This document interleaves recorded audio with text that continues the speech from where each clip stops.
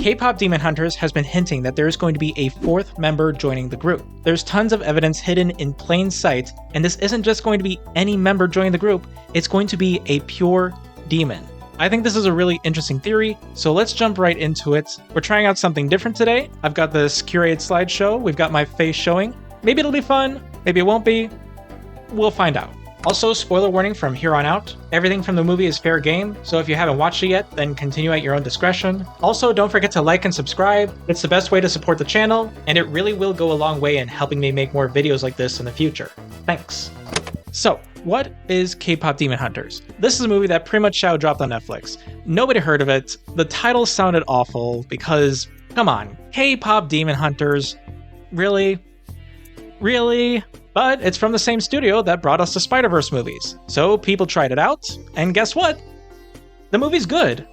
Like, good. So, what's the story about? Well, we have a K-pop trio called Huntrix, which is made up of Rumi, Mira, and Zoe. Basically, they hunt demons to protect humans from getting their souls stolen, while also using their voices to bring people together. This creates the Hunmoon, a barrier that separates the demon world from ours. The Hunmoon also gives the hunters their powers, like summoning weapons. So again, it's a solid movie, the main plot is good, but you can tell that the team that made this movie really cared about what they were making because there are all these juicy little details sprinkled throughout it. Like, Jinyu wears the bracelet Rumi gave him even after he betrayed her to show that he's still thinking about her. There's also how the Soulja Boys rap with a more Korean style because they're supposed to be a more typical K-pop group, but Zoe raps in a more American style since she grew up in Burbank, California. And it feels like when you pay attention to these little details, you get rewarded for it by learning more about the characters and the world. Like in the beginning of the movie, the demons trapped the hunters on the plane because they thought the Hunmoon just covered the ground.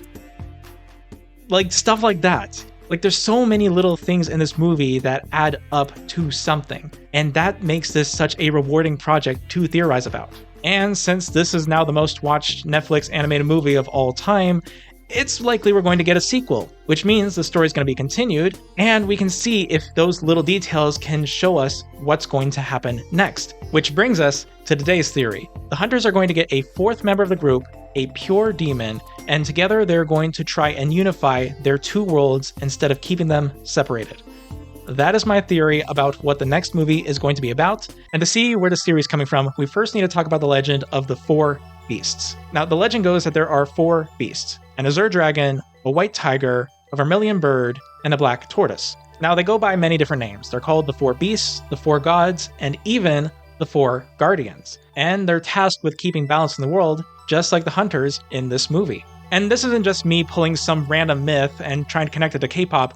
This connection already exists, where for a period of time, each of the four members of the popular group Blackpink were represented with each of the four beasts. And Huntrix, the group in the movie, is heavily based on Blackpink.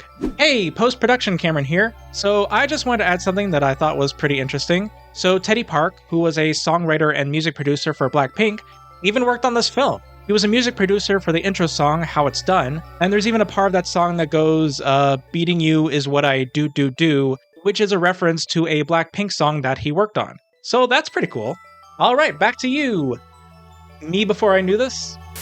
So this isn't a stretch to make, especially when you really start to take a look at the members of the Hunters and see how they start to line up with three of the four beasts. Alright, first we've got the leader of the group, Rumi. She is the white tiger. Now, the first and most obvious connection is her patterns, which represent stripes, kind of like a tiger. She also has an animal sidekick in the movie that is a tiger, and although her main color is purple, I'd argue that white is more meaningful to her character. It's used throughout the movie to show her true self. She wears white but tends to cover it up, just like how she covers up her true self. In the song Free, she wears a gray sweatshirt to show how she's being her real self, but she doesn't quite accept it yet. And at the end of the movie, white is used to represent how Rumi is accepting herself, and it's also used to show how her friends are accepting her for who she is. Notice how their clothing changes from black to white. Okay, so that's the first guardian. The second guardian is the azure dragon, who seems to be represented by Zoe. Zoe's main color is azure, which is that light greenish blue. When she fights, she gets into this crouched, almost serpentine pose, and she even holds her weapons like claws, which make her look like a dragon. She even uses them for slashing, which makes them look even more claw-like. And she's the rapper of the group, which means she figuratively spits fire. Yes, I'm sticking with that. Next we have Mira, who is the black tortoise. Mira's wardrobe is mostly black throughout the movie. She's described as a black sheep of the family. She has this edgy personality on the outside, but it's used to cover up this softer interior. So in a way, she wears this tough girl persona like a shell. And she wears a black sleeping bag to the Met Gala. And while this is used as a gag, it does show her tendency to want to cover herself up. Now, the main argument against this connection is that Zoe is shown liking turtles throughout the movie. She wants to watch a lot of videos about turtles, and she wears turtle pajamas. But I think Zoe's love for turtles is actually a way to show how much she loves Mira. There's a deleted scene where Zoe ends up adopting the tiger, so the love that she has for these two animals represents the love that she has for her found family. So there's a lot of evidence showing that Huntrix represents the four beasts, which means that we're going to get a fourth member join the group, the Vermilion Bird. But then why am I saying that the fourth member is going to be a pure demon? Well, vermilion is a bright red color, which is the color used to represent the demons in the movie. The vermilion bird is also associated with the element of fire, like how the demon king, Gui Ma, was represented as a wall of fire. And if that wasn't enough, in Chinese astronomy, the sky is divided into 4 quadrants, each representing one of the 4 beasts. Then each of those quadrants is divided into 7 sections known as mansions. And the mansion known as Gui, or the demon, is located in the part of the sky that's associated with the vermilion bird.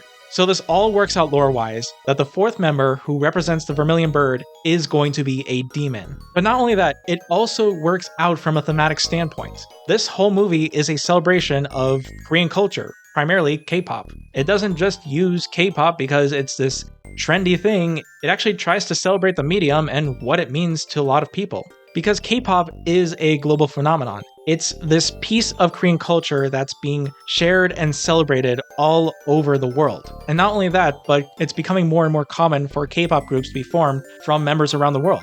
Blackpink, who inspired Huntrix, has members who come from outside of Korea. And the music studio behind BTS has created a new group, Cat's Eye, who not only has members from around the world, it's made up of members who aren't Korean. It's showing how the K-pop industry is expanding. Not only is it sharing this piece of Korean culture with the rest of the world, but it's also bringing in talent from around the world. The only reason we have K-pop in the form we do today is because of this cultural exchange of ideas and talents. And that's really what this movie is about. It's about how K-pop can bring together so many different people from so many different backgrounds. And that's even where the Hunmoon, and by association the Hunters, get their strength from. And this movie has set up that not all demons are bad. There are demons who do bad things, and they need to be punished, but that doesn't mean the entire group should be condemned. There are good demons. So the most logical next step in a movie like this is to bring together the human and demon worlds together, to continue unifying the world through K-pop. So that's been my theory on K-pop Demon Hunters. Now what do you think? Do you think that the fourth member is going to be a demon, or do you have any other ideas? Let me know in the comments, and I'll see you all in the next video. Goodbye!